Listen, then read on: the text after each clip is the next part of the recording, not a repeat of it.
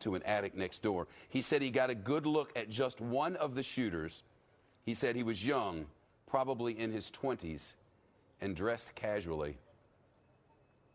The three gunmen who were said to have been inside Bataclan are all dead, as Fox reports this hour.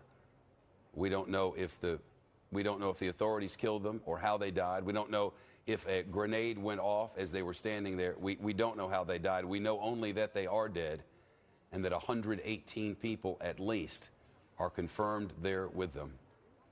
As all of this is happening, after outside the stadium or inside the stadium, they have heard those three gigantic explosions. We now know 2 suicide bombers and another planted bomb, according to authorities.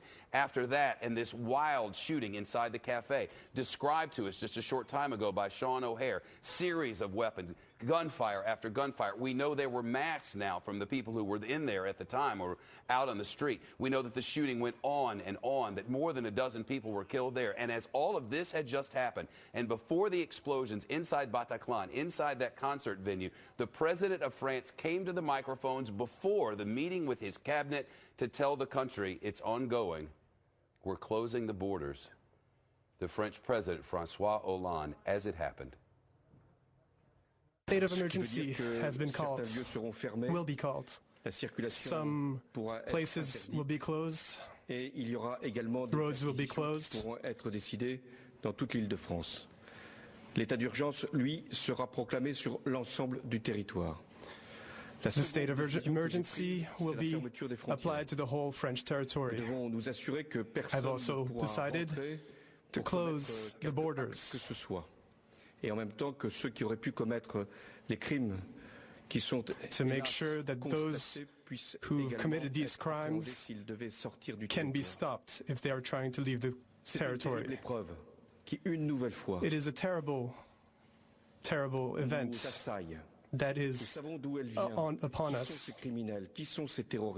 Who are these terrorists? Who are these criminals? We must, in these harsh moments, think about the victims who are very numerous, for their families, for the wounded. We have to be compassionate and we have to be united and keep a cold head. France needs to be strong and the state needs to be strong. We will be. We also must call for everyone to be responsible. What the terrorists want is for us to be scared. Il y a effectivement de quoi avoir peur. Il y a l'effroi. There is something to be scared about, but in the face of terror, we have to be united, and we will vanquish these terrorists. French citizens, we have not finished the operations. There are some very difficult ones that we're dealing with right now in Paris. De garder ici toute votre confiance dans ce que nous pouvons faire avec les forces de sécurité. Please have faith in our security forces and that they can defend us from terrorism. Long live the Republic and long live France. Think of the weight on his shoulders as the French president spoke to an anxious nation. They already knew about the explosions and the gunfire. They had already heard it at the stadium. The French president himself had been there. He had heard it himself. And the president knew at the time that the shooting was still underway, that the standoff was still happening at the Bataclan, that the rock concert had ended with gunfire, and that the hostages were still there. And to the microphones he went to calm a frightened nation. He said the borders would be closed. It is what he said. Afterwards, the cabinet met, and now we have a dispatch from the French capital saying that instead of closing the borders completely, they have made a new decision, and that is to restrict access significantly. A distinction, but an important one. And maybe the reason is you don't want to, quote, let the terrorists win, unquote. You don't stop all traffic. You try to go on with life in some way because, as the saying goes, what they want is to shut you down. Charles de Gaulle Airport is open, as Fox reports this hour. 20 minutes past 2 o'clock in the morning, de Gaulle is open. The Eurostar trains will run all day on Saturday. They will run, but they are offering free exchanges to people who do not wish to travel after the Paris attacks, already notifying that if you have a ticket and you don't use it, we'll refund the money. The cool heads that must prevail in organization after organization, in government after government, in the wake of all of this. And to that end, we've gotten all kinds of reports from inside the United States. For those of you who are watching us in the United States, in New York City, law enforcement say transportation agencies are all on high alert now.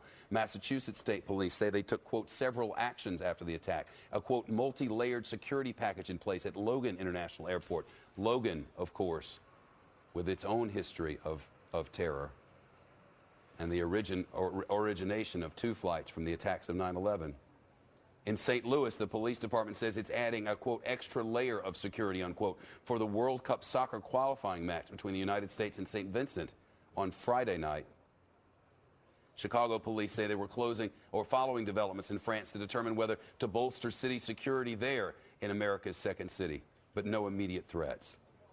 Amtrak, the U.S. passenger train service, said to be monitoring events in Paris, said there were no specific or credible threats against it. In New York City, the mayor deciding that they would raise security at transportation hubs across the 5 boroughs and beyond. New Yorkers accustomed to this, accustomed to it, but not in the wake of something like this in Paris. And we've just gotten word on the heels of all of that from inside the United States that transportation will certainly be limited inside Paris, that these checkpoints will continue inside the city, that authorities can enter any place they want at any time they want without other authority, for it has been given to them on the blanket, if you will, as the nation has declared a state of emergency, martial law, as we would put it here, where the government has control of all things, can close anything, can go into any property, can make decisions on the fly in the national interest. And we've just gotten this from the Telegraph at Bataclan, and more quotes from the gunman himself. So often when terrorist attacks happen, journalists go to people who witnessed it and survived it, and after they've calmed down, they say, what did they say? And so often the answer is they didn't say anything. So often the answer is they just fired away. Not in this case. A quote now from the Bataclan gunman, one of them, quote, "What are you doing in Syria? You are going to pay now." A quote from a witness to the Telegraph regarding the situation in Paris.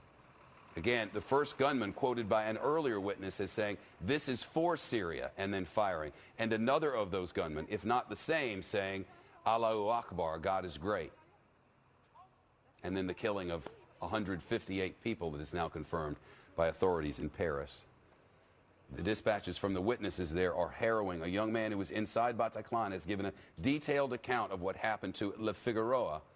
And pictures from Bataclan will tell part of the story with the ladders on the outside as people tried to escape. He said, "It was chaos.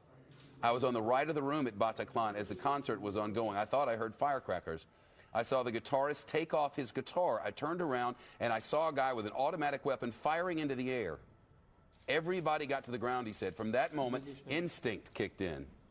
With each volley, he said, you try to get as far as possible from the gunman. Impossible to say how many. It all went too quickly.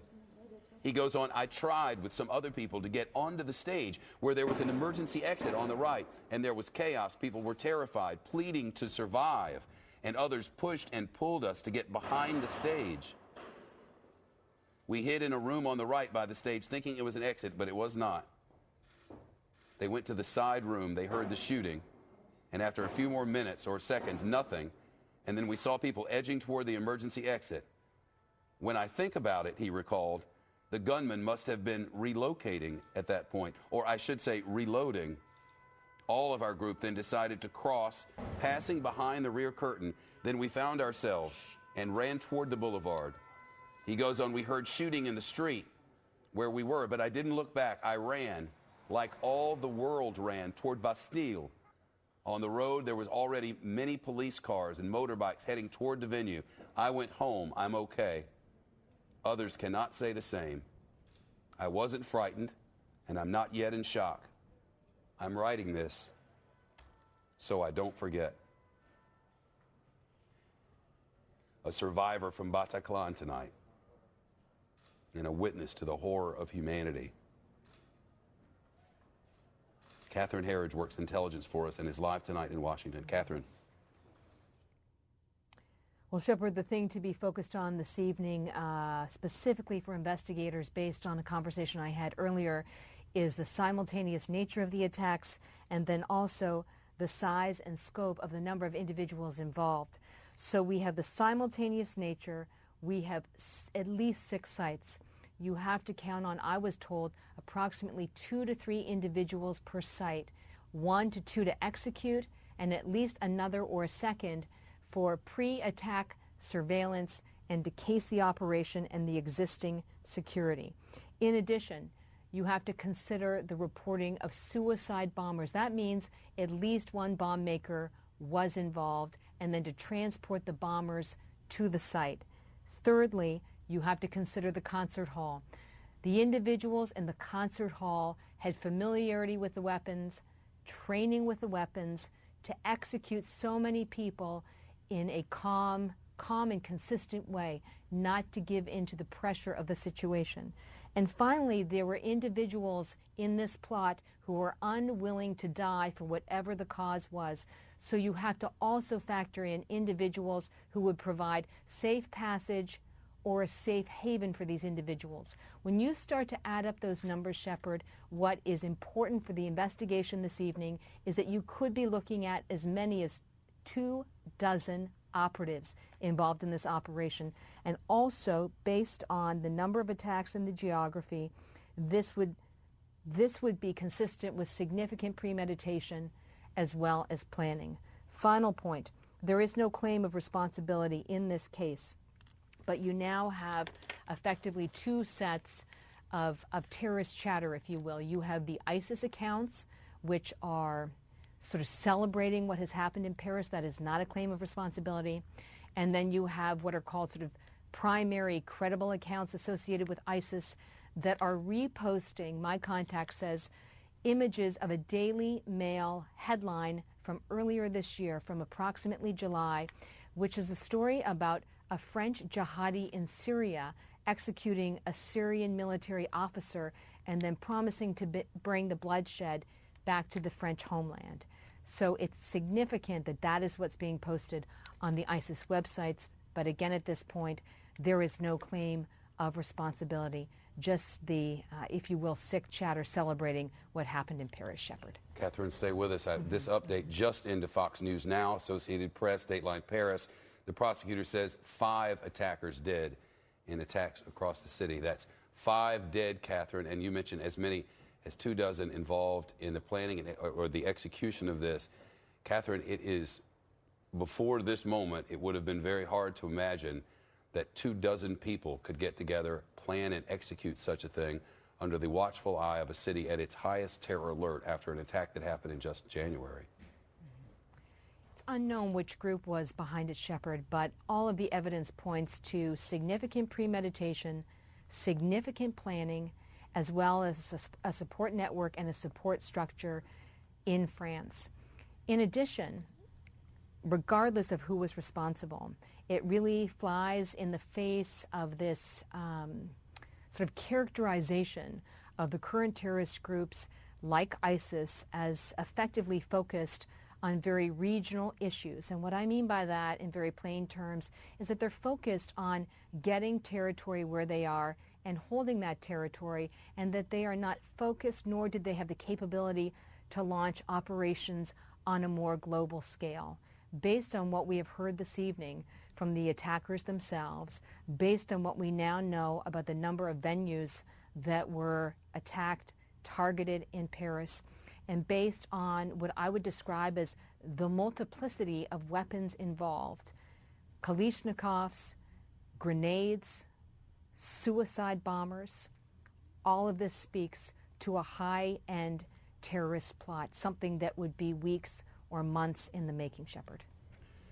Catherine, CITE, as you know, is the agency which monitors these things, and I'm looking at the tweets and other social that have gone out tonight. They share hashtags. I'm not going to share them here. They're easy enough to find if you want to find them. Quoting, "Paris is burning, and soon, Allah permitting, all the land will burn. We swear by He who made swearing lawful, you will taste the bitterness." It goes on, U.S. officials say the attacks in France are coordinated. Quoting now from another terrorism site, "This is just the beginning. Wait until the jihadis come with their cars." but the American blood is the best blood, and we will taste it soon. This is what they want to do. This is how they want us to react. They want to terrorize us, and tonight, certainly in Paris, they have. I want to show you further. To those of you who've been watching for a while now, we've not shown anything from outside the cafe where all this began. It was described to us a short time ago by a friend of the program who had been there, and there are pictures from there, and we've made a decision that we're about to show one from outside the cafe where this happened. There are times when reality is too graphic even to fathom. This is one of those. There are times when what you would see there is not something you would ever want to see. But to understand the whole story, you have to, and I'm about to show that picture. If you have little kids around the television right now, it's time for them to turn around. And if you don't have the stomach for this, then you shouldn't look either. But we're about to put it on the screen, and it's a picture of the reality outside that cafe, where, as far as we know, all of this began just before 10 p.m. Paris time.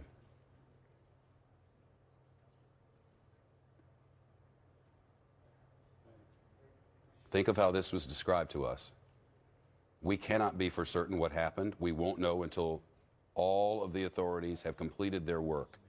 But I can only report to you what has been reported to us by eyewitnesses and authorities. And that is that this cafe was packed. You heard the description, like Greenwich Village or the East Village in New York City, with 12 bars on a block, as our witness described it.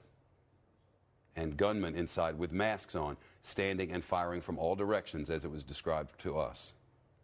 And then people flooding for the doors. Imagine if you were not hit, or if you were hit and wounded, but you could still move, you would, and you would head for the streets, which they did.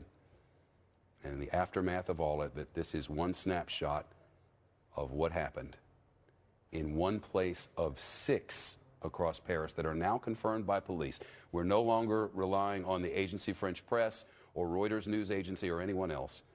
The French authorities now confirm to the world there were 6 attack sites tonight in Paris, 6 of them. Coordinated attacks, almost simultaneous, but not quite.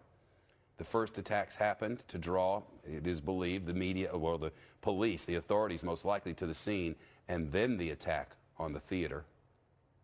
The attack on the theater that left 118 people at least dead. And with the 6 sites total, 140 killed across the city, with many more injured, and a death toll that will no doubt rise. And unprecedented happening since then. The controlling of the borders, the mandatory curfew for the first time since 1944, the French president putting in a state of emergency, establishing martial law, and on the Champs-Élysées at the Eiffel Tower in the City of Lights, this.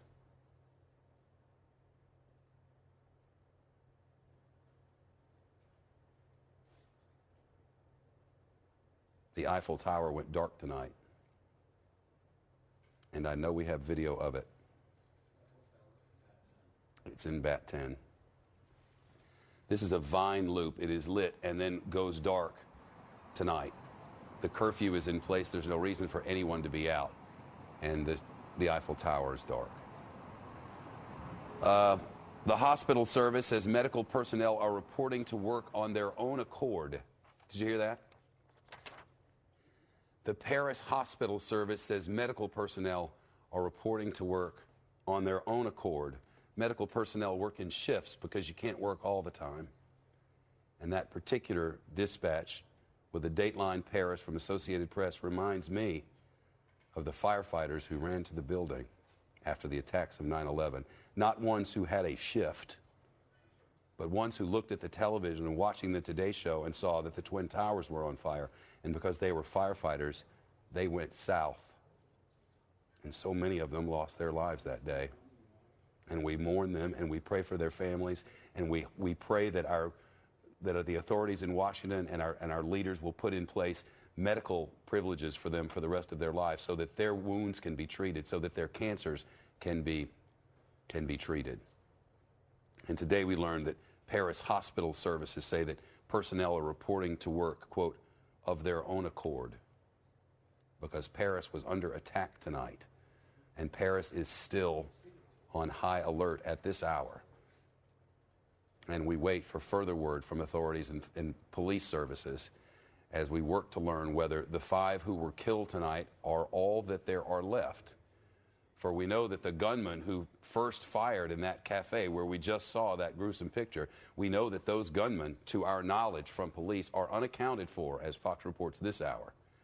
The authorities do not know where they are.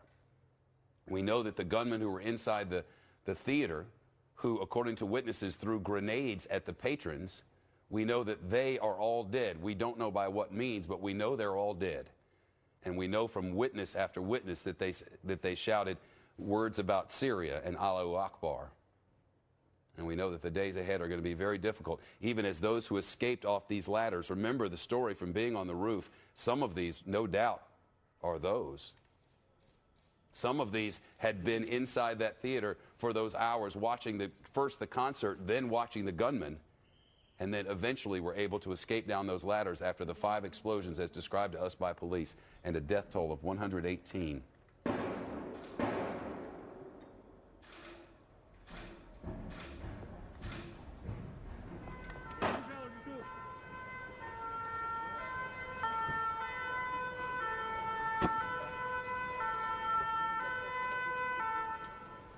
And how did the French people respond? What are they doing now in the middle of the night?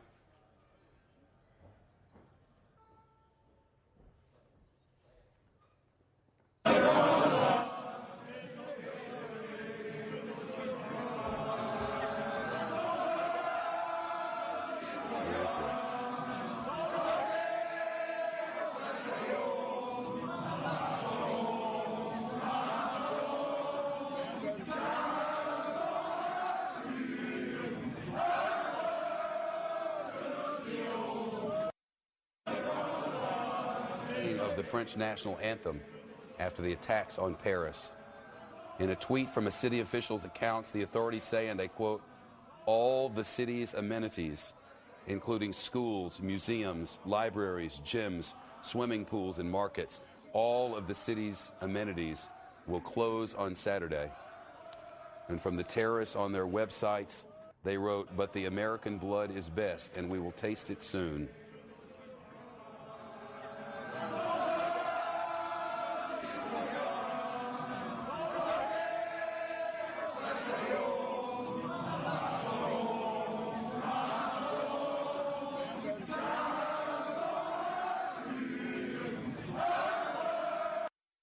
So that is on the exit from the stadium tonight. The French president in that stadium as well. People inside noticed the president had left sometime early in the second half to get further information, realizing the attack was ongoing, went to information services and began coordinating.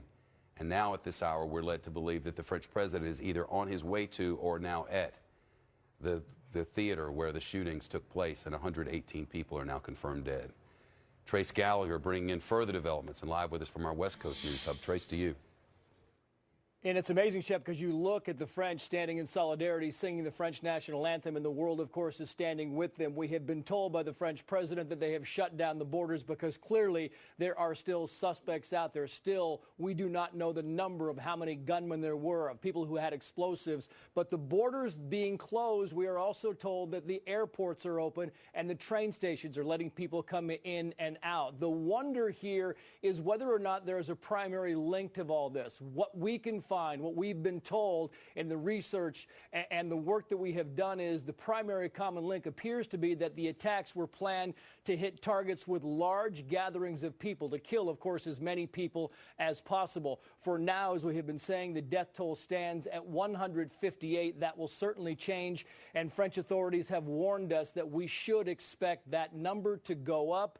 It could go up significantly. Authorities have also confirmed that 6 different locations have now been attacked. We talked about this many times, beginning with that Cambodian street-side cafe in the 10th district. It's called La Camboge. Witnesses in a nearby bar say it appeared that it was a drive-by shooting. They said at first it sounded like firecrackers, pow, pow, pow, and then they saw the suspects in the cars firing high volume, high-powered weapons. At least 11, maybe a dozen people thought to have been killed in that initial attack. Most of them are believed to have been dining street side near the street level where the cars went by. The attack on the soccer stadium happened during a game between France and Germany. If you were inside the stadium, as Geraldo Rivera's daughter was, you could clearly hear the explosions going off from inside. And as we learned later, the explosives were a combination of suicide bombers and hand grenades. The French president, Francois Hollande, was in the stadium. There are reports the former French president, Jacques Chirac, was also inside the stadium. Hollande was quickly escorted out.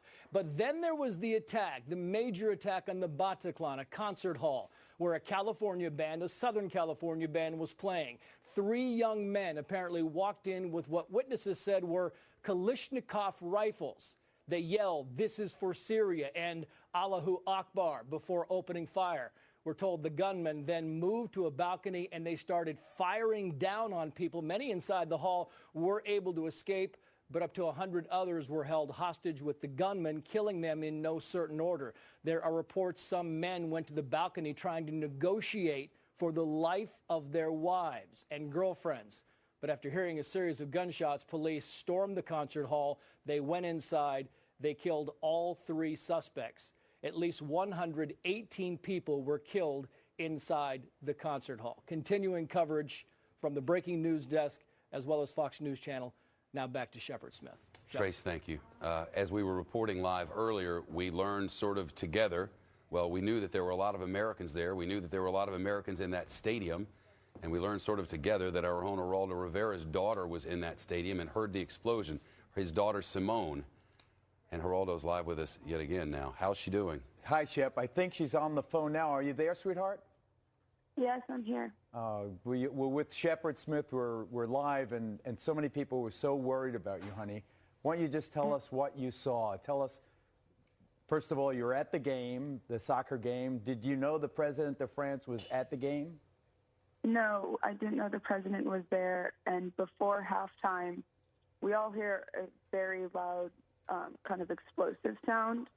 But no one seemed to make any, seem worried about it or anything, except for the fellow New Yorkers by my side. But we just brushed it off as nothing. And then at halftime, we went to get food, and we saw they wouldn't let anyone leave the stadium at that point, and they weren't telling us anything, and they just had a bunch of ambulances and people just in uniform starting to look very nervous, but they wouldn't tell us anything, and so we just went back in, and we heard 2 more explosive sounds.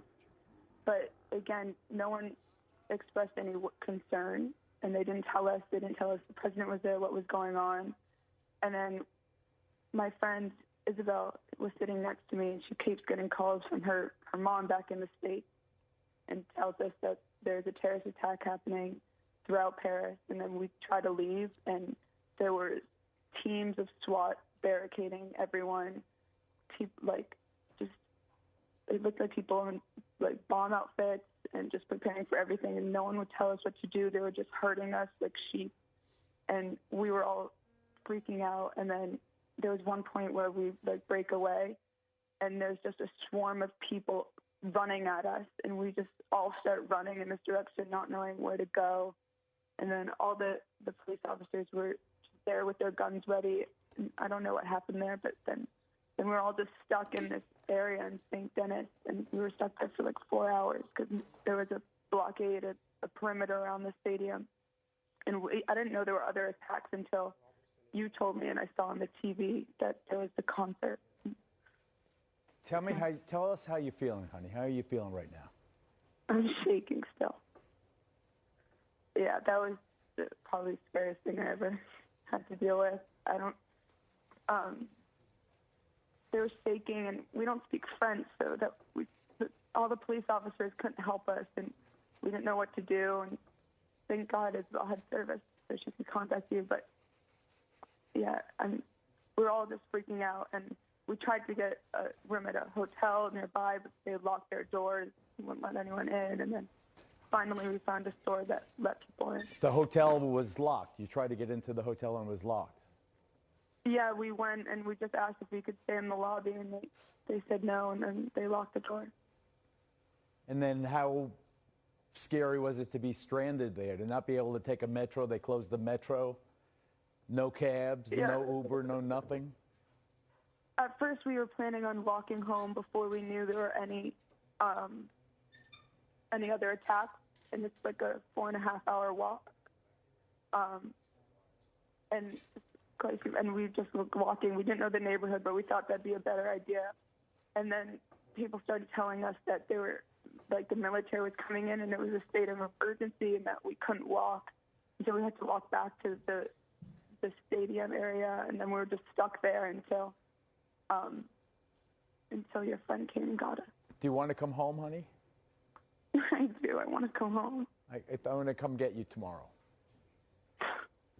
Well, I don't know if I can go home, and the borders are shut, aren't they? I know the borders are shut. The airports are shut. We had a plane waiting for us tomorrow morning, but they said the Paris airspace is closed. But I'm sure that they'll get around to it. It's so scary. The attacks were so widespread. So many people are dead. And yeah, so it was like, you know what it was like for us here. You know, so many people knew that you were there, and so many people were so concerned about you. And And my phone, I only had my friend's phone. Thank God Isabel had her phone. I couldn't even reach Mom. I know, honey. Shepard's been covering it all night. Shep, you have any witness questions for me? I just wonder when people first started flooding out of that stadium, what it was like, Simone. Was there a panic, or were people confused, or what was it? At first, people were confused, and then when we saw all the what looked like the French equivalent of their SWAT, then people started getting panicked, and then people started running, and there was a bunch of little kids there, and you just see all these parents, like, just not knowing what was happening, just picking up their little kids and just running in every direction, not knowing where to go. And then ultimately it calmed down after like an hour and a half, I guess. But I don't know how people got out of there. Like, they shut down everything. A million stories about how people did get out. And Simone, while you're with us, I'll tell you that we've just gotten a dispatch from French authorities, and Geraldo, they don't know how many, but French authorities have just sent out a bulletin that a number of armed terrorists are on the loose somewhere. Oh, honey, don't go out. Whatever you do, don't go outside. Don't go outside. Don't talk to any strangers. Just stay right where you are. You stay right where you. Make sure the phone is charged. You got to make sure the phone is charged. I'm not planning on leaving. And the doors are locked and everything else, you know. You have to figure that this initial thing was coordinated, and what authorities never have a way to know is if there's a second thing coordinated. And I don't think that from what we've gotten from French authorities, they don't know that this simplicity of the dispatch is unknown number of terrorists still on the run. You know, I said earlier, Shep, when we first had the news, and I was reacting more as an emotional dad than as a reporter, that I thought that this was France's 9/11. The more Catherine Herridge and you report the scope of these coordinated attacks, I don't know, is it 4 locations now? They figure a couple of dozen of these attackers. 6 locations. 6 locations. So how, first of all, I got a text from Bernie Kerik, the former police commissioner, a dear friend of mine, who said, what a colossal failure of intelligence that something of this magnitude, this is a major, major operation involving perhaps scores of terrorists. How could it be that could be coordinated and no one in the vaunted French intelligence service even picked up a whisper? No one in the CIA picking up a whisper of this gigantic attack. I mean, particularly with the fall of the town between Mosul and Raqqa, I forget the name of it, and then the death of Jihadi John. We were feeling pretty filled with ourselves a few hours ago. We had them on the run, and now they strike in this coordinated fashion. Obviously, this was planned long before. Think of it this morning, the President of the United States on Good Morning America with George Stephanopoulos, the ISIS are contained. Contained, and I'm telling you, everybody's making fun of Donald Trump, bomb the shat out of them is what his plan is. It is time for half measures with ISIS. This is an editorial. Time for half measures with ISIS are over. This is so close to home now. Paris is next door to us. And it's like the United States, an open society. Now that openness has been taken advantage of by ruthless murderers who have wreaked havoc, we don't know how many are dead yet, how many are wounded. It's always worse than you hear it is when all is said and done and the death toll. And imagine the terror inside that theater. I first thought, Simone, that you were at that rock theater. So did Mom. She said there's no way that I'd be at a soccer game. Not with a concert ongoing. With that band, a band that you probably know, Sim. But, thank God you weren't there. The way they butchered those people one after the other. These are savages that cannot be ignored nor contained. They have to be destroyed. And the United States has to recognize, as unsavory as it is, I've been covering this damn war for 14 years. I don't want to go back, but it's either them or us. It's ISIS or us. We must stop Saddam Hussein. Saddam Hussein has weapons of mass destruction. Not to do so could risk a mushroom cloud, yellow cake from Niger. We did. Now, on the heels of what has happened today, we must go. And yet, the first thing we ever learned about ISIS is ISIS said, we want your troops on the ground here. We want to fight you. For if we fight you, we win. Because all we have to do is fight you to get all the troops from all over the world to come and join in the caliphate. These decisions are ones not to be made in the heat of the moment. In fact, this quote just from the concert hall, Bataclan, the French president, Francois Hollande, has gone to the concert hall where at least 118 people have been murdered. And he said, and I quote, to all those who have seen these awful things, I want to say we are going to lead a war which will be pitiless. Because when terrorists are capable of committing such atrocities, they must be certain that they are facing a determined France, a united France, a France that is together and does not let itself be moved. Even if today we express infinite sorrow, so where are we? We are on the heels of yet another attack, one the scope of which we have never seen, with leaders talking of leading a pitiless war. And what does tomorrow bring? And what does our NATO alliance mean? And what does this mean for all free people of the world as they try to remain such? We are on the precipice of something new, as we were on the day of the attacks of 9/11, and we stood on the roof of this building and said, we're in the middle of a new normal. We're in the middle of a new normal tonight. What happens tomorrow and the weeks ahead will chart the course for the rest of our civilization. It is that momentous, I believe. I agree with you 100%. In Saddam Hussein's case, we didn't have the evidence. In this case, the smoking gun is apparent to one and all. We know where the bullet was fired from. We know where it hit. And now it is incumbent on the President of the United States and both sides of the aisle to review the evidence as diligently as they can. But I think that the President of France tonight, Shep, has hit the nail right on the head. Where do you go to fight them? You go to their lands to fight them in the middle of their civil war. I think I know where their capital is. They advertise it all the time. It is Raqqa in Syria. It is. I know the city of Mosul. I was almost killed. Craig and I and Greg Hart almost killed in Mosul. Our car got hit 14 times. I know where Mosul is. I know where they are. They are bragging on this. They are unleashing Sunni Muslim extremism that will not stop. The Atlantic Ocean will not stop them. I think we have to do something very aggressively, importantly, diligently, patriotically, conscientiously important for the people of the United States and the free world. We have to crush ISIS. And in the moment, we had to hug those we love, and you need to get Sim back around here. I want you back home so bad. I want to go back home. And don't go out. Studying over there, right, Aurora? Don't go out. She's she's an A student. That's her sister Isabel over there. She's an A student, Simone is, at Northwestern University. I'm so proud of her. She's on the sailing team. And what a nice thing for her to do her junior semester abroad in Paris, of all places, the City of Lights. And now for her to be a witness to this harsh history is more than a dad can bear. What do the days ahead mean for you?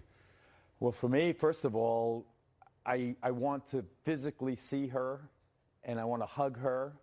I've been on the phone with Bill Shine. As I said to Simone, we had a charter plane ready to leave tomorrow. It's on hold pending the opening of the airspace in Paris. Which is now reopened. But it has reopened. American Airlines are not flying in there, but the airspace is open. Francois Hollande went back on his previous statement of closing the borders, now says there will be extra security checkpoints, trying, quote, not to let them win, unquote. Sim, I'll be there soon, sweetheart. I hope so. Geraldo Rivera and his daughter Simone, and there will be those who say, what are you doing putting him on there, talking about his own family? Why is this about him in the middle of all this? It is not.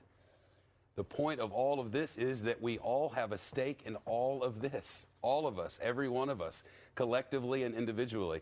Geraldo has a daughter who was in a soccer stadium tonight, heard an explosion or something and didn't know. And is the president here? What?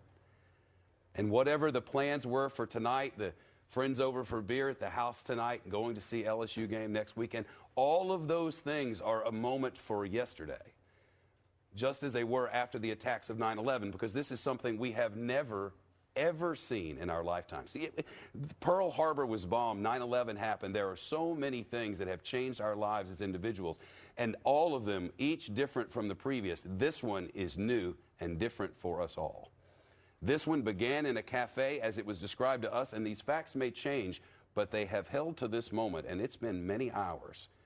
The first reports were masked men stood up, firing in all directions, more than a dozen did. At the same time, those explosions heard inside the stadium. At first, there was word, well, maybe they were grenades, because we were hearing grenades, but that was from another place. Authorities now confirmed 2 of these were suicide bombers. One of the suicide bombers found in pieces and parts on the street and confirmed to be that, the other unknown, and a bomb in another location. That was the beginning. As security services went running toward that place, and the friends with whom we've spoken tonight went running away from that place and herded, as Simone put it, like cattle. At the same time, at this theater where the American band was playing, to a somewhat, though not exclusively, of course, but a lot of Americans in the audience, all of a sudden there was gunfire. And at first, is it part of the show? And then they fired more and more with Kalashnikovs or AK-47s. Then grenades, as authorities put it, being thrown at those who were inside the theater, escaping to the roof in some cases, coming out with blood covered over them in other cases, explaining what was going on inside there. Many on social media and otherwise saying, police, come save us. They are killing us one by one. And later we would learn the death toll in that place alone was 118. 3 different locations. And here on the news deck, we're getting report after report that there are more. That there is a shopping mall that is so famous that many who are here right now know exactly what it is. And now we know there was another attack there, and that there are 2 other locations, and that they all happened at exactly the same time. And not in an environment where no one was expecting anything, not in an environment where our guard was not up. No, at the highest security level possible in one of the most famous cities in all the world, where they've been having problems for months and years, where they have changed laws in the face of things before unseen, where they've made new rules for people about what they can wear because situations have gotten so difficult that they're impossible to bear, where all of their antennas up and where tonight something happened completely off the radar to our knowledge. A series of coordinated attacks. At this point, we believe dozens of people involved in actually carrying it out. And who knows the level of coordination behind the scenes that it took. And they did it without anyone hearing, without the CIA or international services or anyone over in London or anybody in Paris hearing anything. And the president of France was in a soccer stadium that was right there, close enough to hear the explosions himself, to walk down and begin to deal with the information, to go to that theater and stand in front of all and say, to all who have been seeing these awful things, I want to say that we are going to lead a war which will be pitiless. The French president now says we will lead a war that will be pitiless. He sent his military to the streets and put in place a curfew for the first time in the city of Paris since 1944. We are in a new world with a new future, and what we had planned is no longer important, for there is a new task at hand, and we shall see how our leaders deal with it. Megyn Kelly continues our coverage right now. Breaking tonight, Paris under lockdown. The French borders closed and a massive nationwide manhunt is underway as a devastating series of attacks rock America's oldest ally, the nation that stood by us after 9/11, that gifted us the Statue of Liberty. France tonight fell victim to the worst terror attack in its history. Welcome to the Kelly File, everyone. I'm Megyn Kelly. Here is what we know at this hour. At home, the NYPD is deploying counterterrorism teams. American Airlines is holding all flights to Paris, France. Authorities here say there is no specific or credible threat to the United States, and our government is pledging to do all it can to assist French investigators. Back in France, the lights of the Eiffel Tower have gone dark. Paris is under an effective police state. A curfew is in effect, officials declaring the ability to seize and confiscate people's weapons and impose house arrest on anyone considered dangerous. This as the death toll climbs. More than 150 people believed to have been murdered in multiple attacks across Paris tonight. The worst of it coming during a hostage standoff at a sold-out concert featuring an American band, the Eagles of Death Metal. Eyewitnesses say the attackers were shouting Allah Akbar, killing people one by one, shooting them as they were on the floor, even searching for anyone who might have been hiding, reloading to take out as many people as they could, over and over and over again. Police finally storming the hall to take out the attackers. From everything we can tell, what they found inside was apocalyptic. Around 100 people killed there. Listen to one man who managed to get away, describing the horrors of what he saw. This is in French with subtitles, but the story he tells is heart-stopping. Qu'est-ce que vous voyez à l'heure actuelle? Vous étiez à l'intérieur de la salle? Qu'est-ce qui s'est passé précisément? On est en plein concert, il y a des mecs qui sont arrivés, ils ont commencé à tirer au niveau de l'entrée vers vas-y avance, avance, avance maman, avance. Et en fait, ils ont tiré en plein dans la foule en criant à la voix de barre avec des fusils à pompe, je crois, parce que j'en ai entendu charger. Et du coup, après tout le monde sait que le concert s'est arrêté, tout le monde s'est couché à terre et continue à tirer sur les gens. Et là, putain, c'est un enfer. Pardon. Je vous en prie, c'est tout à fait normal vu les circonstances. Quelle a été votre réaction à ce moment-là? Qu'est-ce que vous avez pu faire? Ce que j'ai fait, j'ai pris ma mère, on s'est couché au sol. Et à un moment, il y a quelqu'un qui a dit ils sont partis, donc du coup on a réussi à courir. On s'est enfui par une issue de secours du côté du Bataclan. Il y avait encore des coups de feu et voilà, j'ai juste fait en sorte de survivre avec ma mère. Je voulais juste que ma mère soit là. Votre mère est à vos côtés, vous avez pu sortir de cette salle de spectacle. On est dans la voiture, on est rue Lafayette là actuellement. Est-ce que des personnes se trouvent encore en ce moment dans la salle du Bataclan? Il me semble que oui, je sais pas, je peux pas vous dire, je pense que oui. Je sais pas, nous quand on est parti, on a enjambé des corps, vous comprenez? C'est un cauchemar. Louis, oui. Dans ce cauchemar, est-ce que vous avez pu voir les assaillants? Non, je vais pas vous mentir, j'ai juste vu des silhouettes quand ils ont commencé à tirer les premiers coups de feu en fait, si vous voulez. Et vous vous êtes couché, ils ont prononcé les mots que vous nous dites. Allahu Akbar, voilà, Allahu Akbar et je sais plus d'autres, je sais plus. Merci Louis pour ce témoignage. Je vous en prie. En direct sur France Info, bon courage. Je vais juste dire que courage à tous les gens qui sont victimes de cette horreur. Courage à tout le monde. This is hell. You heard it there. On the left side of your screen, we are bringing in live pictures from Paris provided by various news agencies, including our sister network, Sky News. At this hour, some 1,500 soldiers have been deployed across Paris. The French president saying, in the face of terror, France must be strong. As we mentioned before, there were a number of attacks in Paris tonight, including near the biggest stadium in France, where the French president was watching a soccer match between France and Germany and had to be evacuated from that stadium, as well as another horrific attack at a restaurant south of the stadium. The attacker opening fire, spraying the windows as diners fell to the floor. Police report that at least 11 people were killed there.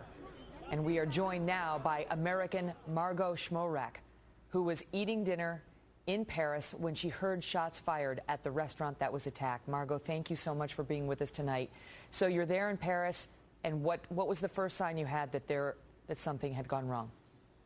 Well, we were sitting outside at the restaurant on the sidewalk, kind of in front of the doors of the restaurant, and my colleagues and I, there were four of us sitting at a four-top table, and we heard about 8 to 10 shots, and we didn't really understand what they were. We weren't sure if they were gunshots. And then we heard actually two other sounds, which were also gunshots. They were different from the first bunch that we heard. And my colleague actually said, I think those are gunshots. And I looked up and I saw 8 to 10 people running around the corner towards our restaurant. And we all got up immediately from the table and ran inside. And we heard more gunshots as we were running inside the restaurant. How many would you say you heard? You know, it's hard to say. The first round was probably 10 to 12. And then, like I said, we heard a few that sounded different. And my friends and I were just talking about how the two in the middle sounded like maybe they were a smaller weapon. The first were like a semiotic weapon, like boom, boom, boom, boom, and then they were kind of pop, pop, and then another boom, boom, boom. And during the second round, we ran inside, so I couldn't tell you exactly how many. Could you tell where the gunshots were coming from? No, it sounded like they were very close. So, I mean, we were about a half a block away. Like I said, we were around a corner. And we actually saw people running, coming around the corner from two corners where we were, and we were just looking up online where the shooting was reported to have happened, and it actually was the block is a triangular block, so we actually were kind of on the other side of that block, and it felt very close.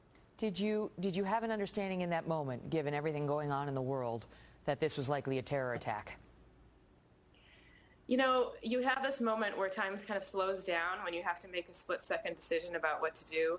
And I remember thinking, I think those are gunshots. I don't want to die today. And I just ran inside. What was the mood? What was it? Was it panic? Was it controlled?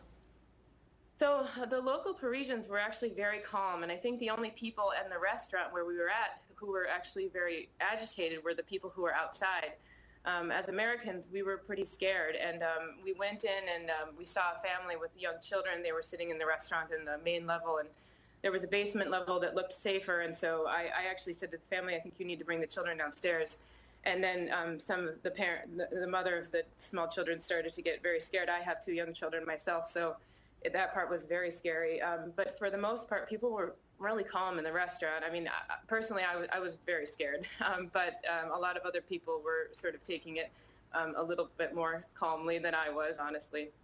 Were you able at any point this evening to see what had actually happened at the restaurant across the way? No. So we at one point, about maybe 45 minutes after the shooting had happened and the police had kind of cordoned off the area, we went and poked our heads around the corner because we thought, well, maybe it was an isolated incident or maybe it wasn't a shooting, and we just didn't really understand what had happened.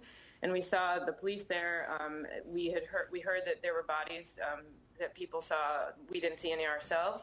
And then we went back into the restaurant. It just seemed like the safest place to be.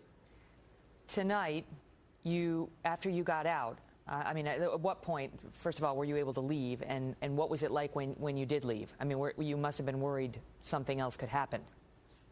Yeah, we were very worried. We were checking with our families back in the United States, some of who have access to people who are can help us kind of think about the situation, and we were getting really conflicting advice about what to do. Some said stay put in the restaurant, others said we have to leave because they're targeting restaurants. We ended up staying for about 3 hours from 9:30 to a little bit after midnight, and at which point we decided to leave. And we actually had to walk back to our apartment that we're staying in, which was about a 30-minute walk, and that was pretty scary too. We actually saw police officers on the way back, and we asked them, where is it safe to walk? And she said, honestly, I don't know. And she said, just go to your hotel. So we just walked as quickly as we could. Wow. I mean, we have a picture of some of the carnage at the restaurant, and we warn the viewers it is disturbing, and you can see what appears to be the bodies of the dead, some of them. And this is it. We put it not up for shock value, but to underscore what has happened in Paris, France tonight. People just out trying to bond with fellow human beings and have a meal were shot dead in and around the restaurant. And that included many Americans were in these restaurants. We don't know the nationalities of the dead, nor is it particularly relevant. But Margot, you were there. I know you're the mother of two young children, and after you left the scene tonight, you managed to get a picture of them. You must be feeling like one of the lucky ones this evening. Yeah, I am, definitely. We're very glad you're safe. Thank you for being with us. Thank you. We're getting reports that 5 attackers have been killed. But Chief Intelligence Correspondent Catherine Herridge suggests it likely took upwards of a dozen people to plan and execute an attack of this magnitude. meaning this manhunt is likely far from over. Those who are said to have been shooting into at least one of these restaurants did so from a car and then drove away. And that's not even to take into account the multiple other shooters who appear to have been in Paris, France tonight and may be unaccounted for.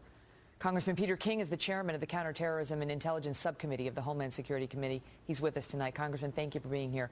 First, just give us the big picture. Give us the big picture on what we've seen tonight. This was a vicious, diabolical attack carried out, I'm certain, by Islamic terrorists, most likely ISIS. It's the nightmare scenario that all of us who deal with intelligence and Islamic terrorism fear. That the fact that you could have foreign fighters, most likely coming back from Syria, carrying out an attack like this, coordinated attacks, hitting all different levels of society, hitting restaurants, hitting a concert hall, hitting a soccer stadium, to create this fear, this feeling of fear and absolute confusion and chaos. This was terrorism at its worst, and this is what could happen really in any major large city in the United States or in Europe. And we have to always be on our guard. I hope this is a wake-up call. I hope the president is listening when this morning he said that ISIS is contained. This shows that it's going to be a long, hard fight before ISIS or Al-Qaeda or Islamic terrorism is contained and destroyed. So this is a war, and we have to realize that we have to stop holding back and stop making believe that our main worry is how fast we can close Guantanamo. Our main goal has to be how quickly we can destroy ISIS. The situation is fluid, and we are working on preliminary information. But according to one report, one of the men arrested near the Bataclan, the concert hall, where so many were murdered tonight. The man taken into custody reportedly told the authorities, "I was recruited by ISIS along with 3 others coming from Syria." There has been a huge controversy in France over how many of these refugees coming from Syria they should take, and whether it was a matter of being humane or whether it was a matter of potentially jeopardizing the people of France and their safety. We, too, have been engaged in the same debate here in the United States, and we have taken in over 1,000. The president says we'll take in 10,000. The question I have for you is how confident are you that we have an adequate screening process here? Megyn, I'm not confident at all. I have no confidence. And by the way, neither does the FBI or the other agencies in our government, because they have no databases to work from. We don't know who these people are. There are no records. There are no government records we can go to. There's no personnel records we can go to. We don't know who these people are. So you have, and we know that ISIS does want to infiltrate terrorists into Europe and the United States with these refugees. Also, in addition to that, you have the foreign fighters. There's thousands of Europeans, many of them French, who have gone down to Syria to fight alongside ISIS, to be trained as terrorists, and they are coming back into Europe. And once they get to Europe, they can fly into the United States without getting a visa. This is a very desperate situation, and I don't hear many people in our government talking about it, many candidates talking about it. The president somehow thinks ISIS is under control. And you think of what's happened just in the last week. There's been the Russian jet has come down. There's been over 200 people killed, men, women, and children. The bombs going off in Lebanon. Now what we're seeing tonight in Paris. This is, Megyn, this is the real deal. And when I think of all the attacks that were made on the NYPD, because the fact that they were monitoring potential terrorists here in New York City, well, maybe if the Paris police could have incorporated those same methods, this may not have happened. And but we're not doing that anymore here in New York. Well, let me give Commissioner Bratton, he's doing the best he can under certain circumstances, and it's not as much as it was done before, and that's part of the problem we face. But I will say, even, is there any other way? Is there any other way in a free society? And some would question whether we are free if you have, the law enforcement infiltrating places like mosques. I understand that. But is there any other way, besides doing that you can realistically prevent someone from strapping on a suicide vest and walking into a public place and detonating it, or doing a drive by a restaurant and opening up fire with an AK-47? Megyn, there really isn't. That's the reality. I mean, you need a combination. We have to use the NSA, we have to use the CIA, the FBI, the Joint Terrorism Task Forces, and the police on the ground. Now, just this past July, we were told that ISIS was going to attack the United States, specifically New York, over the 4th of July. 5 ISIS operatives were arrested in New York City and northern New Jersey. If they had not been arrested, if they had not been stopped, we could have seen over the 4th of July the same type of carnage that we saw in Paris today. How significantly, if at all, does this raise the alert level here? You know, we used to have the color-coded system. We got rid of that. Yeah. But what is likely to happen here in America over the next days and weeks? Well, I can assure you that within moments of this happening in Paris, all of our agencies, FBI, Homeland Security, National Counterterrorism Center, FBI, all of them came together. The Joint Terrorism Task Forces, NYPD, here and I'm sure other police departments around the country, consolidating and assessing as much intelligence as they could, increasing the security patrols in New York. You're going to see a higher level of police protection, and there's going to be more police activity that you don't see. And I'm sure that'll be repeated in other major cities across the country. You're going to see more security at the airports. You're going to see us sharing whatever intelligence we have with the French, with the British, with the Germans and the Spaniards, because we don't know whether or not these attacks were just coordinated for Paris, or are they part of a worldwide series of coordinated attacks? All of that has to be looked at, and that's what's going on right now. It's a full court press. We talked about essentially it's a police state tonight in France, where they're saying they can place you under house arrest if they find you suspicious. They can confiscate your weapons. Could that kind of thing happen here if we were to suffer an attack like this? Megan, we certainly don't want that to happen. And that's why when I was talking about the NYPD before and certain activities I think the FBI should carry out, to me, those are entirely within the Constitution. Yes, it's going further than maybe some of us in our idealistic world would like, but it does say within the Constitution. The danger is if something like this does happen, what happened in Paris, that people will want to give martial law powers to the government. We don't want that. I don't want that. But if we keep restricting the legitimate rights of police and the legitimate rights of law enforcement, if people keep yelling about the NSA, then we could reach a situation where we do have an attack like this, and then people call for much more severe action than would have been required in the first place. And I would not want that to happen. Congressman Peter King, thank you, sir. Megan, thank you. Well, we also have some new details coming in just a moment ago about the retaking of the Bataclan Concert Hall. 100 people were reportedly killed. These are preliminary numbers. They're going to change, folks, when these terrorists stormed the venue. But now we are hearing some reports from French police that in the effort to retake the popular music venue, 4 officials, possibly police officers, lost their lives as well. And here is how one witness described the scene shortly before that rescue operation was executed. Julian Pierce is joining us. He's a radio reporter. Julian, I understand you were inside the Bataclan Theater during this concert that American rock band Eagles of Death Metal were performing, but now you've made it outside. Tell us what you've seen and what you've heard. Well, I've seen two terrorists, from my point of view, with AK-47 Kalashnikovs entering the concert room and firing randomly to the crowd. People yelled, screamed, and everybody lied on the floor. And it lasted for 10 minutes, 10 horrific minutes, where everybody was on the floor covering their head. And we heard so many gunshots, and the terrorists were very calm, very determined. And they reloaded 3 or 4 times their weapons, and they didn't shout anything. They didn't say anything. They were unmasked. They were wearing black clothes, and they were shooting at people on the floor, executing them. And I was luckily at the top of the stage, in front of the stage, so people started to try to escape, to work on people on the floor and to try to find an exit. And I found an exit when the terrorists reloaded the guns in the meantime, and I the terrorists in there, and they're hiding in some kind of room in the dark, and they text me, and they're very afraid, of course, and they're waiting for the police to intervene. But it's been over 2 hours now, and this is terrible. What happened was terrible, terrific. I mean, honestly, 15 minutes, 10 minutes of gunshots firing randomly in a small concert room. I mean, the Bataclan is not a huge concert room. It's a small one.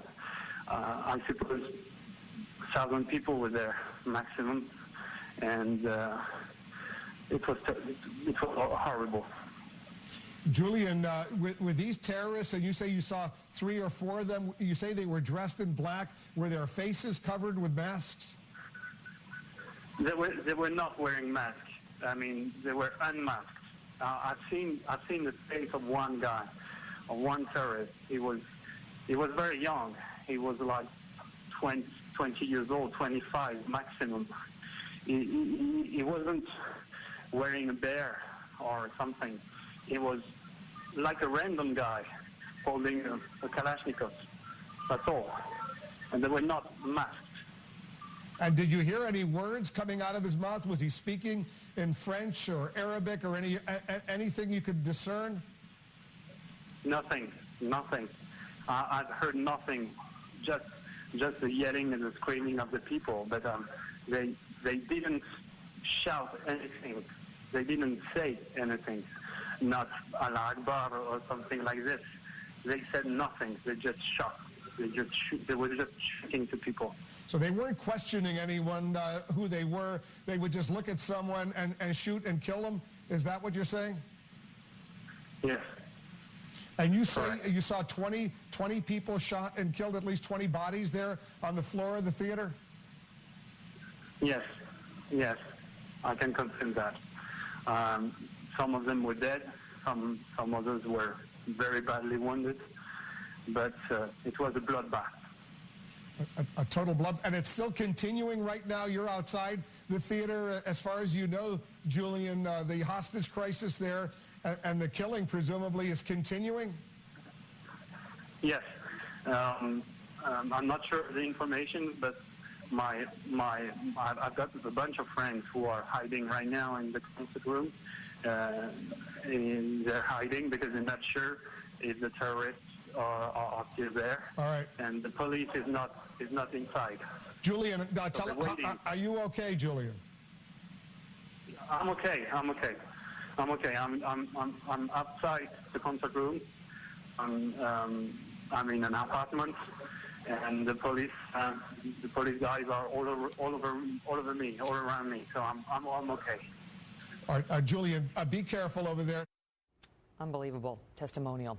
Just hours after the news broke, President Obama here came out to address the tragic attacks in Paris.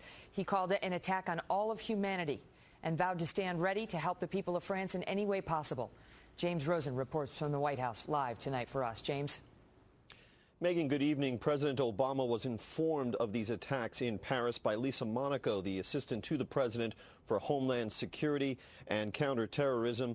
He spoke for only 5 minutes in the White House briefing room in something that was obviously hastily arranged.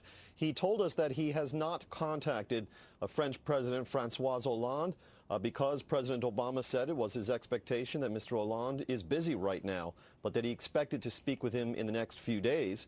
Ironically, President Obama had spoken with the French president earlier today, much earlier today, before any of this transpired, to discuss their shared participation in an upcoming economic summit.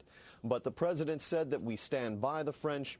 He said that we have offered all kinds of assistance to the French authorities as they may need. And he said, and I'm quoting him now, we stand together with the French in the fight against terrorism and extremism. This is a heartbreaking situation, and obviously those of us here in the United States know what it's like.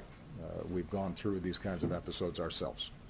And whenever these kinds of attacks happened, we've always been able to count on the French people to stand with us. They have been an extraordinary counterterrorism partner, and we intend to be there with them in that same fashion. Secretary of State John Kerry is in Vienna, ready to convene a summit on Syria. He has issued a statement as well, and we're told that the U.S. Embassy in Paris has been working hard to make sure that any Americans who may have been affected by this attack have the full help of the United States government behind them.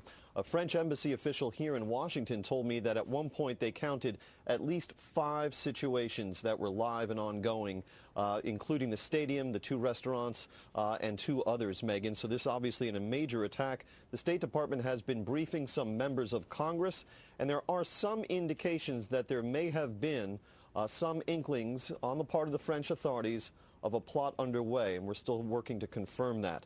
One last point here. I asked the French official if any Americans were known to be harmed, hurt, killed, held hostage, etc. And this official told me that given the venues we're talking about and the sheer numbers that we're talking about, quote, they're not all going to be French. Megan. James, thank you. As we watch the screen, we see folks walking by in the shiny blanket that they tend to give you after you run a marathon, a warming blanket. And we believe that these are survivors of the attack that we saw on the concert hall in particular, where people were held hostage for hours and hours trying to hide from the gunmen as they continue to reload over and over and over again. Some witnesses talking about how they had to go to the roof of the facility, about how they had to push through doors and more doors and more doors, and 30 to 40 of them wound up on the roof. And then they saw a man who was waving to them from a neighboring house and waved them over and said, "Come here," and helped them escape by bringing them into his own home through his attic so these people could get out of the facility in which they were being shot down mercilessly, one after the other. That is how many of the people managed to emerge from this facility, from which you heard the one witness say earlier, this is hell. As we reported earlier tonight, intelligence correspondent Catherine Herridge believes it may have taken upwards of a dozen people to plan and execute this attack, this coordinated attack at 6 separate sites. And while officials are not providing an estimate, the Paris prosecutor said just moments ago that, quote, accomplices may still be on the loose. Catherine Herridge is live with us tonight with the very latest. Catherine, so do we know now who was responsible for this? We do not know who is responsible, but Megan, tonight there are 2 separate threat streams that are being followed. One involves credible ISIS accounts or ISIS sympathetic accounts. These are accounts that are celebratory in their tone, lauding the attack in Paris, but they are not claiming responsibility for the attack itself. We saw a similar pattern with the attack on Charlie Hebdo, the satirical magazine, and that was ultimately, the blame was ultimately affixed on 2 brothers who were trained by al-Qaeda in Yemen. There was also, though, a second set of chatter from ISIS-related accounts, and they are reposting a story that was published by a British newspaper, the Daily Mail, in July of this year, and it was about a French jihadi who had executed a Syrian military officer and then promised to bring the massacre and the bloodbath to the French land itself. This is being reposted by ISIS accounts, almost trying to suggest that the French had been warned about their intervention in Syria. But the bottom line for viewers tonight is that there has not been a credible claim of responsibility, but there has been significant activity on these ISIS social media accounts, Megan. And there's been plenty of celebration by ISIS as well online. They have a hashtag going out called Paris in Flames. Kevin, stand by just for 1 second. I have more I want to go through with you, but we want to dip into our sister network, Sky News, to listen to what's happening. More than 140 people have been killed in the combination of attacks, the majority of them at the Bataclan Theatre, perhaps more than 120 people.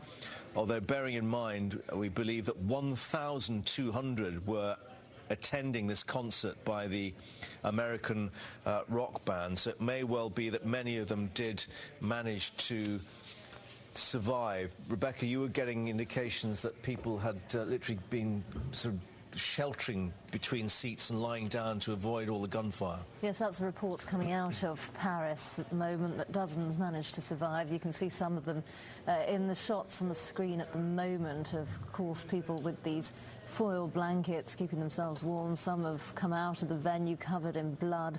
As you say, we understand there are around 1,200 people there, so a huge proportion of them now, we know, have died. But like you say, they were sheltering under seats in the gallery, lots of them hiding on the top tiers of this concert venue.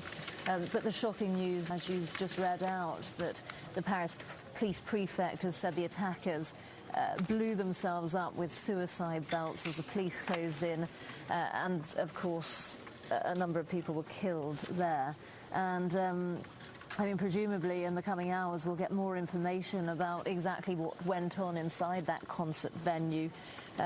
Apparently all the attackers are now dead. 5 have been killed, although authorities are hunting for any possible accomplices. We're just getting that in now, just breaking that news now. They're hunting for any possible accomplices. So, although I guess we ought to add there's no confirmation that... And Sky News on the same page as we are with respect to the accomplices, still on the loose potentially and being searched for by investigators. Catherine, so ISIS has not claimed responsibility but is celebrating this, and we have heard some varying eyewitness accounts about the shooters saying Allahu Akbar, and in particular at the Bataclan Theater there was an eyewitness who said that they heard gunmen talking about Iraq and Syria. So what are investigators focused on right now?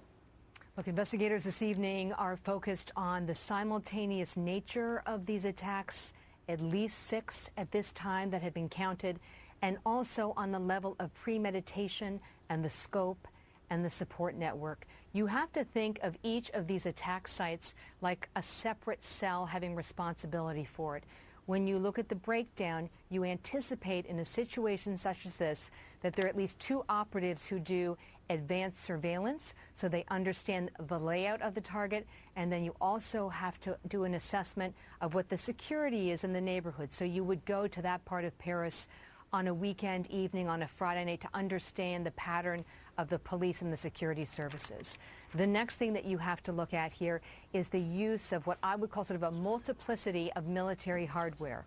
The grenades, the effectiveness, and the handling of the AK-47 at the concert hall certainly suggests a familiarity with the weapon, training outside of Paris, and then also the suicide belts or bombers themselves. You've got to have someone who is familiar with explosives, has experience making these bombs, so not to have an incident in advance that would tip off police.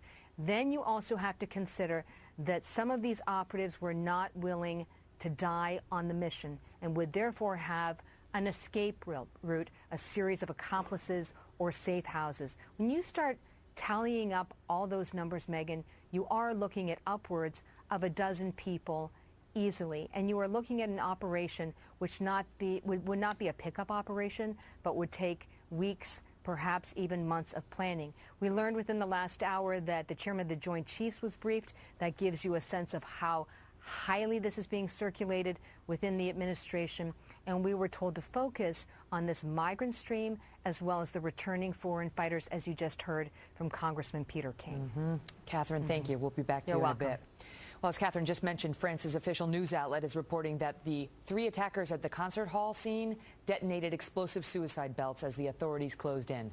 Joining me now, former CIA operative Morton Storm, who was once an insider in al-Qaeda in Yemen, so he knows how these guys operate firsthand.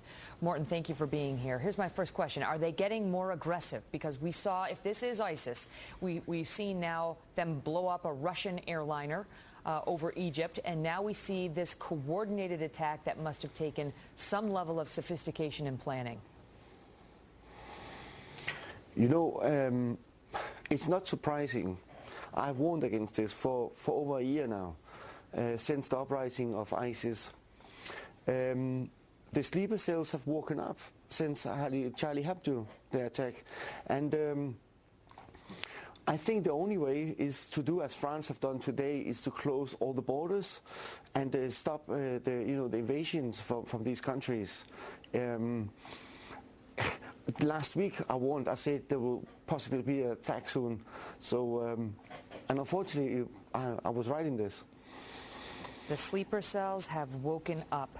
The question, though, is, you know, they've closed the borders now. What we're being told is the borders are closed to those who want to leave France, not necessarily to those who want to come in France. They perhaps are trying to suggest that the accomplices, or perhaps if there are any remaining perpetrators, might be trying to leave. So are those who may have helped in this endeavor, who are still alive, do you believe they'd be hiding in plain sight in Paris? I mean, how do they go about... These cells have got to be well hidden and well coordinated to have pulled this off. So how do they find them? Well, these people are allowed to pretend to be one of us. It's a warfare, strategic warfare, according to Islam, that you can pretend to be amongst the enemies and be a part of them until you're given the permission to kill.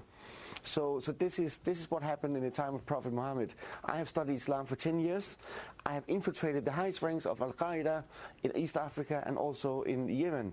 And I know inside and out how these people think, the strategies they're using, and they are allowed to pretend being non-Muslims even. Mm-hmm. So it's very sophisticated, it's very calculated and sneaky. This may sound like a simple question. Forgive me, but when you hear the barbarity of it, just going into a concert hall and standing there with these AK-47s, just one by one picking off the people and reloading, and then again, civilians, targeted civilians, and in restaurants just going by and lobbing in grenades, according to the reports. One struggles to wonder, these aren't hard targets. These are soft targets. Is there any thought? I mean, there's no thought, is there, given to the fact that these are civilians, that on that airplane we saw over Egypt, there were babies on board. They don't care. No. If it justifies the cause, it's permissible in Islam. And I can say that. This is according to Hadith in Bukhari and Muslim. I have studied this. So I can say this, and I don't care what other imams are trying to say, because I have here a lot of apologetic, lying imams saying that Islam is peaceful. It is not. In fact, it's very violent towards non-Muslims, and it's permissible for these mujahideens, if you call it so, to kill non-Muslims, even civilians. So what would be the reaction inside of these cells or groups, if this is ISIS or some ISIS sympathetic group tonight? They would see this as a victory, I presume, and what would it encourage? More? Yes, this is going to encourage them even more. And I don't believe that these people are trying to escape France. In fact, they're trying to get into Europe. They are staying here. They are not going to leave alive. They will die in this fight. What stops it from happening here? I mean, you look at I don't know, for lack of a better term, the ease with which they just shot up these restaurants and this concert hall, and yet you have to wonder what stops it from happening here. Do you know? The only way is to fight fire with fire. We need to totally wipe ISIS out in the Middle East. We need to deport anyone who have links to Islamic extremism, or not extremism, but militant fundamentalism, if I say so. They're like cancer cells. You wipe out one group, and then if there's just one left, they metastasize and they start again. I mean, is there any wiping out a group like this? Well, there should be a ban on political and militant Islam in Europe. And anyone who have links from outside to such ideology should not be allowed into the country. That's tough. That's tough to do. I mean, when you have open borders and a free society, how do you stop it from happening? And that's one of the debates that we're having right now. And in fact, we're getting statements from all the presidential candidates here. One that just came in from Senator Cruz said that this is a clear, an unmistakable escalation of ISIS's ambitions. Do you agree with that? You know what? We have so-called professors or experts in counterterrorism who teach at King's College in London and other places. These people suggest that we should allow these terrorists to come back again to Europe so we can understand them. I do not know how they can think rationally like this. I mean, those who have been involved today in this horrific attack, some of them are returned fighters from Syria and Iraq. They came back with experience. I warned against this. Strip away the nationalities from these people. Morten, thank you for being with us tonight. You're welcome. Thank you so much. Joining me now from Paris, Adam Kirk, who is a University of Washington student who was near the concert hall where the attackers took hostages and reportedly killed more than 100 people tonight. Adam, thank you for being with us. So you're an American in France, and what was the first you understood that something terrible had happened this evening?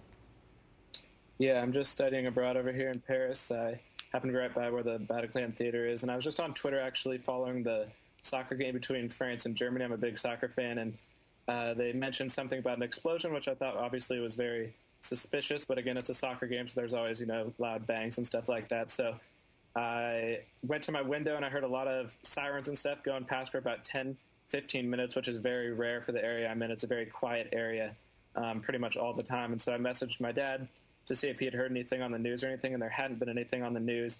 And then about 5 minutes later, I went back to the window, just trying to kind of hear what was going on. I'm in a little courtyard area, so I'm off the street, so I couldn't actually see. But then I heard 2 or 3 loud explosions, stuff, that I've never heard before, stuff like out of a video game, and it was obviously very scary. And then what did you see next? Was there a horde of people coming, or what happened? So actually, it took about an hour, and then I believe that's when the hostage situation was taking place at the theater. It's just around the corner. And so during that period, the police came in and they took out all the cars in my lot, and they came in and checked the area. And then I would imagine it was when they went in to clear the scene, I heard 5 large explosions again. They sounded like grenades or something like that. And then at that point, about 100 people came rushing into my courtyard. They all obviously looked very panicked. A couple people didn't have shirts on. One guy had a huge abrasion on his leg. And they came running in my courtyard. And at that point, actually, I kind of locked all my doors and stuff and laid low just because I didn't know exactly what was happening. This is a picture of the courtyard about which you're speaking. So you saw at least one injury. How many injuries did you see? I didn't see a whole bunch of injuries, actually. So about 30 minutes to an hour went by, and everyone was just kind of standing and milling around. Once I realized it was a little more safe of a situation, I went out and I tried to offer people some water. I actually charged phones for a couple of people whose phones were dying. But I didn't see too many people who were injured, but a lot of people had on the gold kind of shock blankets that they give out, and everybody was just, there were some people just like shaking their heads and obviously very distraught. And where did they go? How long were they there, and then what did the police do with them? They were there for a solid three hours at least. Then the police came in, and they all went back out. I don't know exactly where they are. I haven't obviously been out of the courtyard for safety reasons, but I did see some pictures online, and there's a triage area set up within 10 steps of where my front door is, so they could have taken them there or some other place. But my whole street's completely locked down. Military. It's kind of like a war zone, honestly. We are told that the taxi cabs in Paris are free to those milling about the city tonight, and there is no milling. There are only people who are trying to return home from dangerous sites, and they have no place to go. Paris is under lockdown. You are not supposed to be outside, and yet so many hundreds of Parisians, thousands, were stuck outside in venues, never expecting to find themselves in the midst of a coordinated terror attack. I want to reiterate what we had heard moments ago, which is now that The Guardian and others are saying, that's a paper, and others are reporting that the officials in Paris are saying that they have that all of the attackers are believed dead, Yep. that they believe all of the attackers are dead, but they are hunting for any possible accomplices. And we're not sure how many there could be. You heard Catherine mention the number, perhaps a dozen. I mean, how many people it would have taken to coordinate this and make sure that this attack went off as planned. The reason they're putting the number at perhaps around 5 is because they're saying that some of the shooters are believed to have sprayed the restaurants with bullets and possibly grenades before they then went to the stadium to don a suicide vest there. And perhaps the same is true with respect to the concert hall, but we're trying to get the details now. Nonetheless, we are hearing from a few different sources now that the officials in Paris report that all of the attackers are believed dead, but they indeed must have had some accomplices to pull off something like this. And the question is, where are they, and how will they be detected, and how intricate are the links, and how organized was this? Did it come from Syria? Is ISIS in fact behind it? Are they getting more organized? What with this plane crash, the bombing of the plane that we saw, and now this? The former assistant director of the FBI is James Kallstrom. He's with us tonight by phone. James, thank you for being with us tonight. Your thoughts on what we've seen this evening in Paris? Yeah, sure. My heart goes out to all of the victims of these maniacs. Megan, you know me, and many like me that have fought to protect this country and protect our citizens and our families for years and years. I'm very, very concerned tonight of what I've seen here, Megan. Why? Well, it's not really anything new, but the fact that, number one, this so-called migrant stream into Europe, which is, I believe,